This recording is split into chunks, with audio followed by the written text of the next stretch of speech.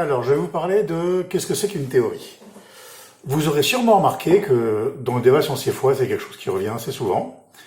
Quelqu'un, par exemple, va dire « Ouais, l'évolution, c'est qu'une théorie ». Donc, l'opposant dira « Oui, mais théorie, c'est plus qu'une hypothèse ». Et normalement, à ce stade-là, chacun s'empare de son dictionnaire préféré pour prouver que sa définition de la théorie est la bonne, et on a affaire à un ping-pong de définitions qui, franchement, peut être assez rasoir.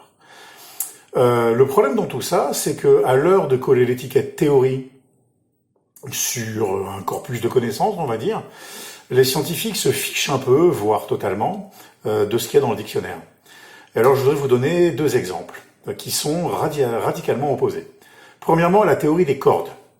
Alors, la théorie des cordes, c'est la meilleure candidate pour le moment au mariage de la relativité générale et de la mécanique quantique. Que ce soit en anglais, en français ou en espagnol, on l'appelle toujours comme ça, théorie des cordes. C'est l'étiquette qu'elle a reçue et l'usage perdure. Maintenant, une chose intéressante, c'est que jamais elle n'a été confirmée par aucune expérience, ni aucune observation. C'est pas qu'on veuille pas, c'est juste que c'est très très difficile à faire. Et pourtant, tout le monde l'appelle théorie. Maintenant, on va à l'extrême inverse, on va parler de la théorie quantique des champs.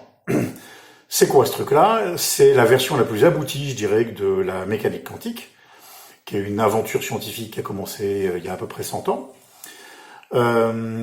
Et de nouveau, que ce soit en anglais, en français ou en espagnol, on l'appelle toujours théorie. C'est l'étiquette qu'on lui a collée. Mais, contrairement à la théorie des cordes, qui n'a jamais été confirmée par aucune expérience ni aucune observation, la théorie quantique des champs a été confirmée avec une précision absolument incroyable par l'expérience. Le pompon en la matière le détient la mesure de ce qu'on appelle le moment magnétique de l'électron. Et alors l'accord entre la théorie et l'expérience équivaut à une erreur de 3 cm sur la distance Paris-Madrid, à peu près 1300 km. Donc vous voyez, c'est assez phénoménal. Et pour la petite histoire, actuellement, les scientifiques s'arrachent les cheveux parce que lorsqu'ils déterminent le moment magnétique d'un autre truc, qu'on appelle un muon, cette fois-ci, l'erreur entre la théorie et l'expérience est l'équivalent de 3 mètres sur la distance Paris-Madrid. Voilà. Au lieu de 3 cm, on est à 3 mètres.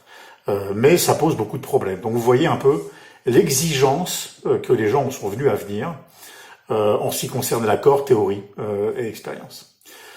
Donc vous voyez, d'un côté, on a la théorie des cordes, complètement spéculative, et de l'autre côté, on a la théorie quantique des champs, qui a été incroyablement vérifiée par la théorie, par l'observation, et qui englobe la mécanique quantique que vous utilisez tous les jours, peut-être sans le savoir.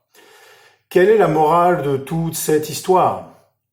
Eh bien, je crains que on ne puisse pas remplacer une réelle compréhension des choses par une définition du dictionnaire.